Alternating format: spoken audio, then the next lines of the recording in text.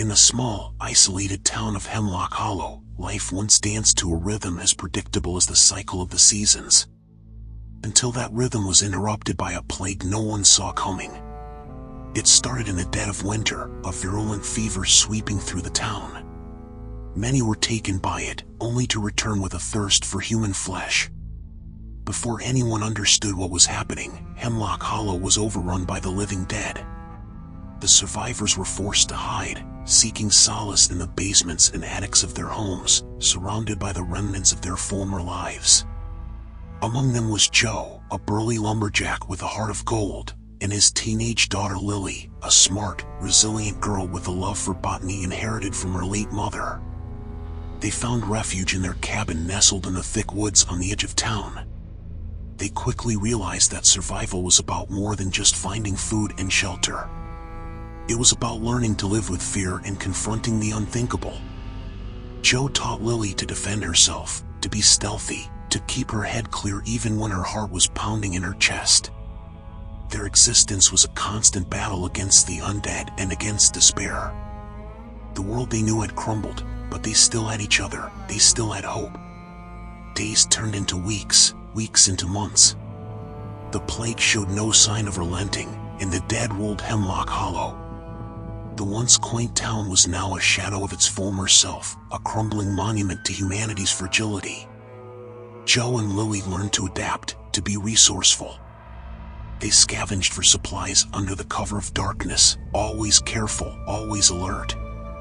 One day, while foraging for food in the town's abandoned supermarket, Lily stumbled upon an old diary.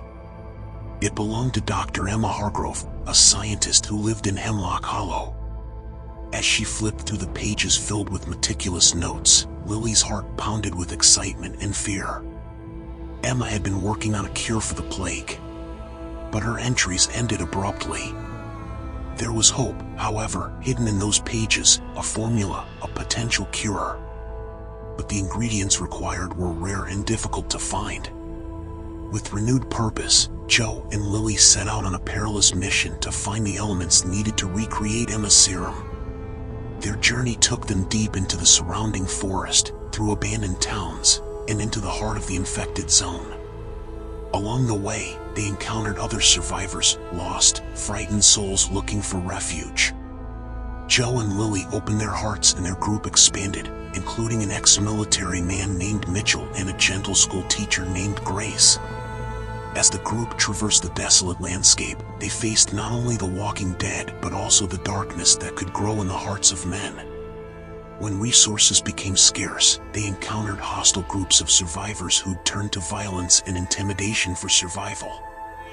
These encounters left the group scarred but united them further, strengthening their resolve to find a cure and restore hope. After countless setbacks, near-death experiences, and desperate moments, they found the final component for the cure, a rare plant growing in the ruins of an old botanical garden, a place Lily and her mother used to visit. With their mission almost complete, they felt a spark of hope in the face of overwhelming odds. But the universe had a cruel twist in store. Just as they were about to head back to their cabin, a horde of the undead, larger than any they'd seen before, descended upon them. In the ensuing chaos, Joe got bitten while protecting Lily. The group returned to the cabin, defeated and heartbroken. With the serum in their possession, they had a slim chance to save Joe, but time was running out. Lily, with her botanical expertise and Emma's diary, worked tirelessly to recreate the serum. In the bitter cold of the cabin, as Joe's life slowly faded, the group huddled together, their spirits hanging by a thread. Lily kept working, refusing to give up, refusing to let despair swallow her. As the night wore on, Lily finally held in her hands a vial of the potential cure. But they had no way of knowing if it would work or what side effects it might have. With a heavy heart, Lily administered the serum to her father. They waited, their hearts pounding in the eerie silence of the cabin.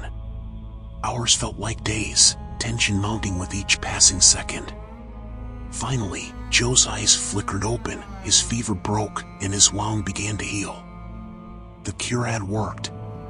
In the heart of the apocalypse, they found a glimmer of hope, a chance at a new beginning. But the road ahead was fraught with challenges, and they had a long way to go before they could bring the cure to the world. Even in the midst of despair, they found reasons to fight, to hope, to survive. The world they knew was forever changed, their lives marked by fear and loss. But they held onto each other, determined to face whatever came their way, together. News of the miraculous recovery traveled among the scattered bands of survivors. The promise of a cure, of a chance to reclaim their lives from the undead, united people in a way the apocalypse never could. With newfound hope, survivors began to trickle into Hemlock Hollow. Each arrival was a testament to the enduring spirit of humanity, a flicker of light in the enveloping darkness. But hope was not the only thing that grew in the hearts of survivors.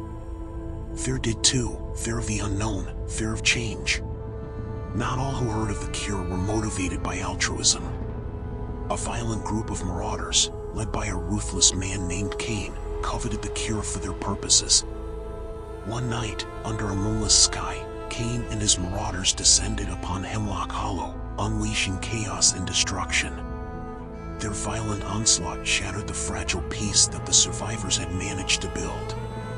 The marauders took Joe, Mitchell, and Grace captive and seized the formula for the cure. Lily managed to escape, disappearing into the thick woods that had served as her sanctuary before. Hidden in the depths of the forest, Lily grappled with despair.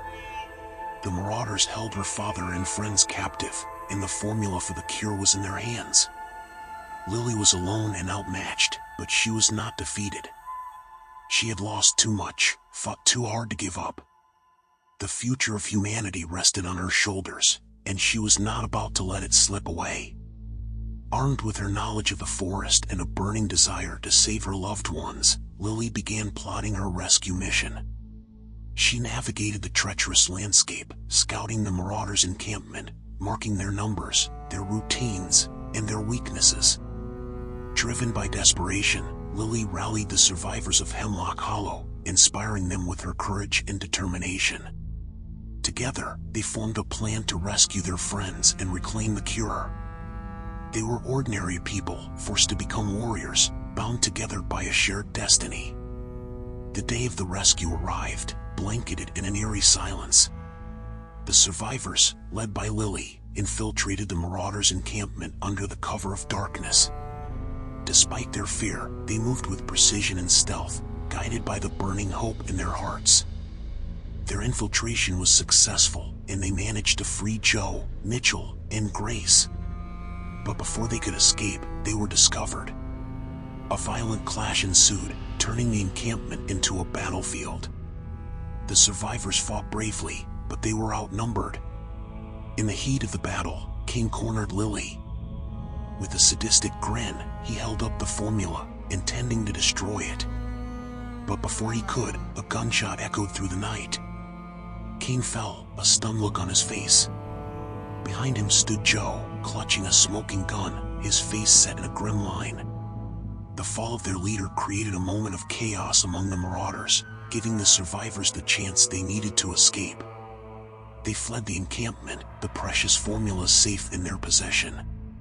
The battle left the survivors scarred but resolute. The formula for the cure was theirs once again, and with it, the hope for a future free from the horror of the undead. The road to that future was long and fraught with challenges. But they had faced despair before and emerged stronger. They were ready to do it again.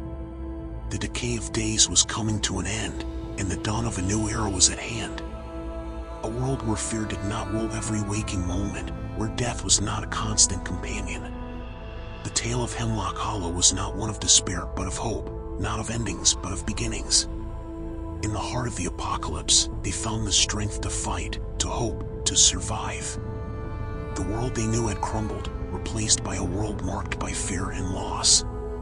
But it was also marked by resilience, by the enduring spirit of humanity. In the face of unspeakable horror, they chose not to crumble but to rise, to reclaim their world, one step at a time. And so, Hemlock Hollow stood as a beacon, a testament to the resilience of the human spirit. In its story were woven the threads of a new world, a world reborn from the ashes of the old, a world on the brink of a new beginning.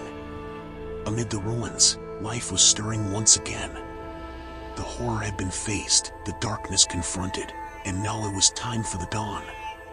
Their tale was far from over. It was just beginning.